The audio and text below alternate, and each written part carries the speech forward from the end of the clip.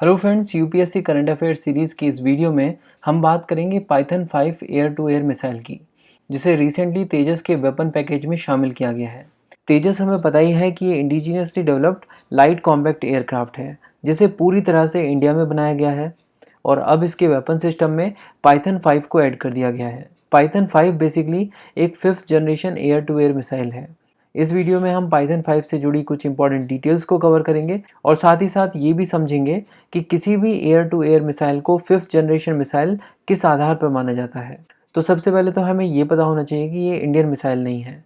Python 5 को manufacture करती है इजराइल की राफेल एडवांस डिफेंस सिस्टम, जो कि इजराइल की डिफेंस टेक्नोलॉजी कंपनी है और माना जाता है कि पाइथन 5 वर्ल्ड की one of the most advance air to air missile है, जो कि उन ऑब्जेक्ट्स को भी टारगेट कर सकती है जो कि विजुअल रेंज से बाहर हैं।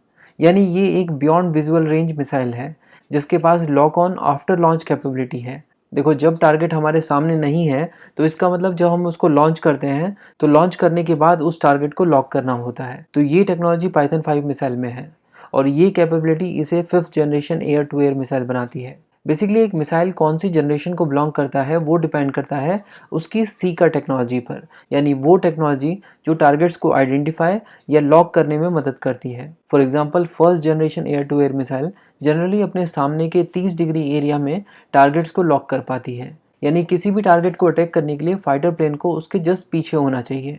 बट उसमें दिक्कत ये है कि अगर मिसाइल लॉन्च करते वक्त अगर टारगेट 30 डिग्री एरिया से बाहर निकल जाता है तो मिसाइल अपना टारगेट मिस कर देगी। इसके बाद जो सेकेंड जनरेशन मिसाइल्स आई उनमें सीकर टेक्नोलॉजी अलाउ करती थी कि टारगेट को 45 डिग्री तक लॉक किया जा सके, यानी अगर आप टारगेट के पीछे हैं तो टारगेट के पास हार्डली ही कोई चांस है कि वो बच पाए। बट यहाँ पर भी दिक्कत ये है कि अगर टारगेट आपके साइड में है तो सेकेंड जनरेशन मिसाइल उसका कुछ नहीं बिगाड़ सकती थी।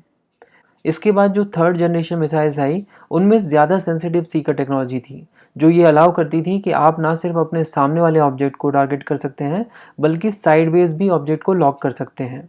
अब यहाँ पर दिक्कत ये थी कि अगर ऑब्जेक्ट आपके जस्ट पीछे है तो आप क्या करोगे। ऐसे में fourth generation air to air missile जो है वो और भी खतरनाक है।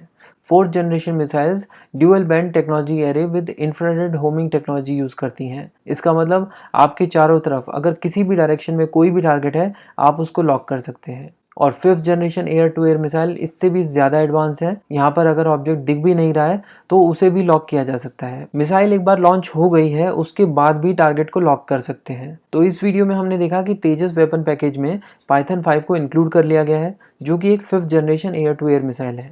बट क्या इंडिया ने अभी तक कोई भी 5th generation air to air missile indigenously develop की है? तो इसका आंसर है यस। इंडिया की indigenously developed 5th generation air to air missile है अस्त्रा। तो अब इंडिया की हिस्ट्री, इंडियन पॉलिटी और करंट अफेयर्स के लिए बुक्सतावा की प्लेलिस्ट को फॉलो कीजिए। Thank you so much for watching and supporting बुक्सतावा।